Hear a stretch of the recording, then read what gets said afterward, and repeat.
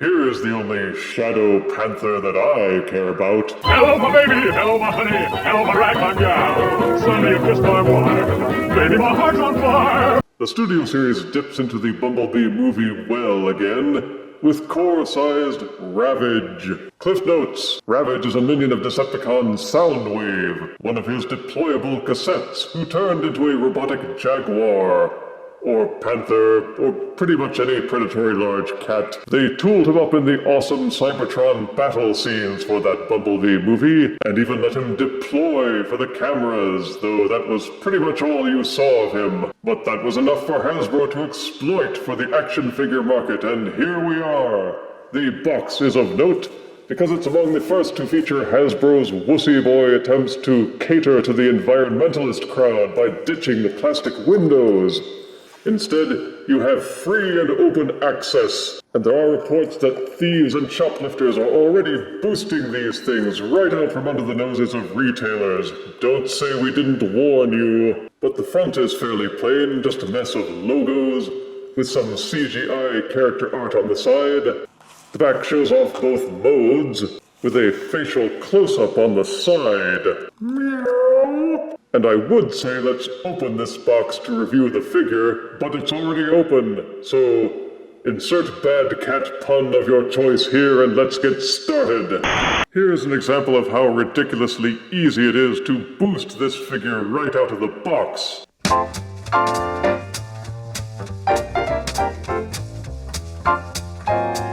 Take an ordinary pair of nail clippers, snip this plastic band here, and this other plastic band here, and you can lift the figure right out and make off with it. Tra-la-la-la-la-la-la. Plus, the box itself is so small, all you'd have to do is fold this flap backwards, and the entire box would literally fit inside the pocket of any medium-sized jacket. Smart thinking, Hasbro. Boom! Out-of-box Studio Series Core Class Ravage comes with his instruction booklet.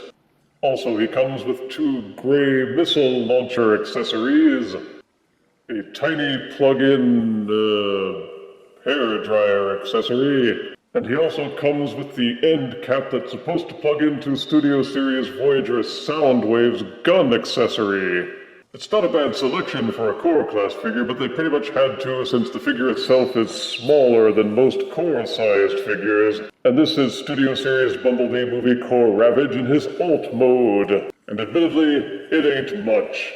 Not that the deployable Soundwave cassettes were ever great shakes in their alt modes. They were never more than little rectangles that were meant to fit into Soundwave's chestal area, then burst out whenever he said, eject.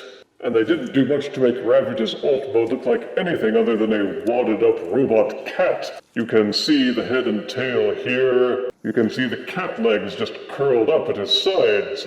The colors are dark gray with some lighter gray and even a splash of white here and there. The faction decals look good, even if they are microscopic. And you will definitely come away feeling like he is barely worth half as much as they're charging retail. But you can plug the missile launcher accessories into the sides, lift up the head, flip out the tail, and you will see a port inside, wherein you can plug and store the small black whatever it is accessory for storage, and you can even store Soundwave's gun antenna accessory in this little port on the tippy top. Ravage is sized and shaped to fit into the chest cavity of Studio Series Bumblebee Movie Voyager Soundwave, sold separately. But I have no plans to get that figure. It won't fit into any other Soundwave figure, not Siege, or Netflix, or even Masterpiece Soundwave. But there are plenty of figures with vast chest cavities wherein you can stuff Ravage, including Earthrise Scorponok, Siege Omega Supreme, or Kingdom Arc. So you don't just have to leave him as a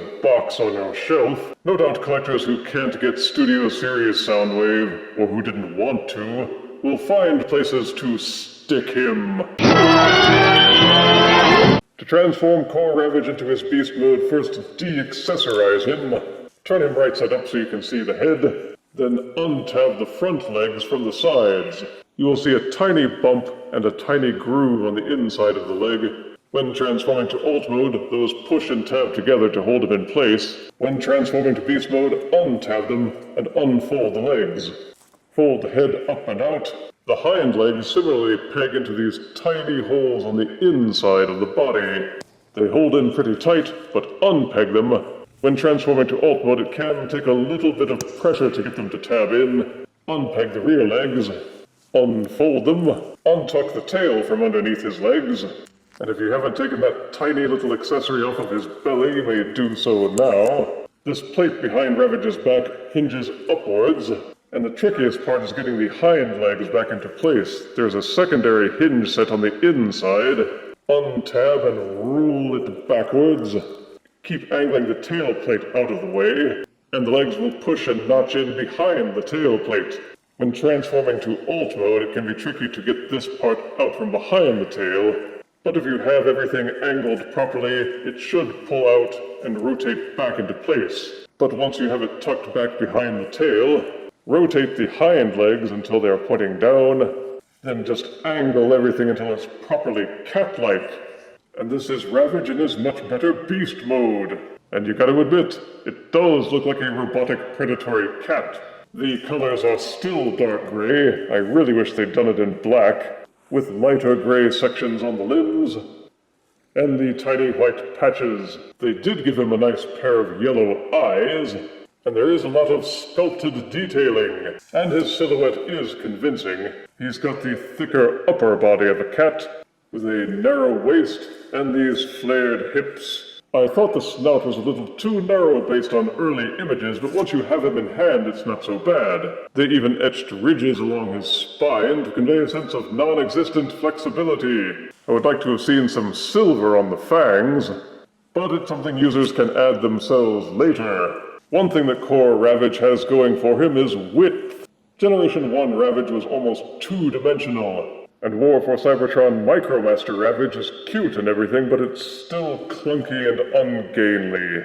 Core Ravage has a sleekness to him, which many other Ravage figures just don't convey. The missiles plug into the hind legs to assuage the Generation 1 purists, and you plug the whatever it is accessory onto this port on his back, which not only serves as armament, but increases his back hump as well. And there's this, which should have been included with Studio Series Bumblebee movie Voyager Soundwave as the Generation 1 style tip of his gun, but which Hasbro migrated into Ravage's package in a shameless ploy to dupe customers into buying both figures.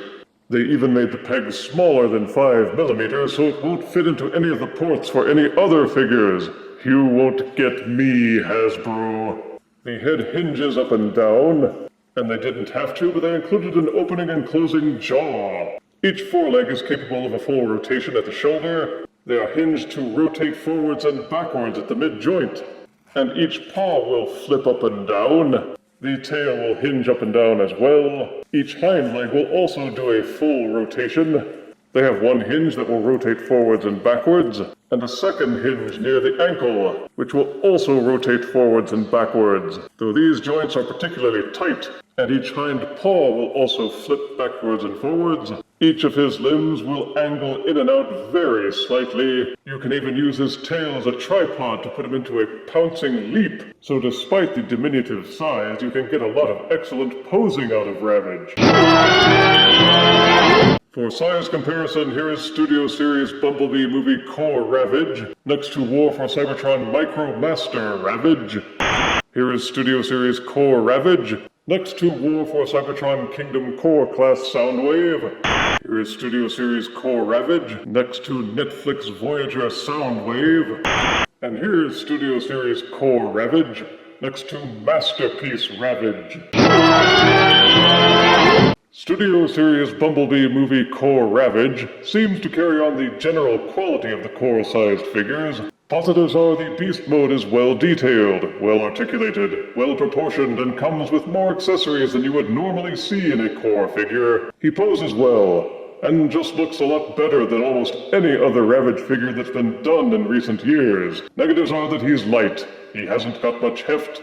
Some of the hinge joints feel too loose, while others feel way too tight. The transformation is simplistic. The alt mode is a bit of a joke, and isn't meant to interact with any figures except Studio Series Voyager Soundwave. But if you don't care where you store him in alt mode, or just plan to keep him in beast mode anyway, then I'd put Studio Series Core Ravage second only to Masterpiece Ravage in terms of quality and just overall fun. He's a bit pricey for the diminutive size, but I still give him 8 out of 10 deaths. Anything less would be catastrophic.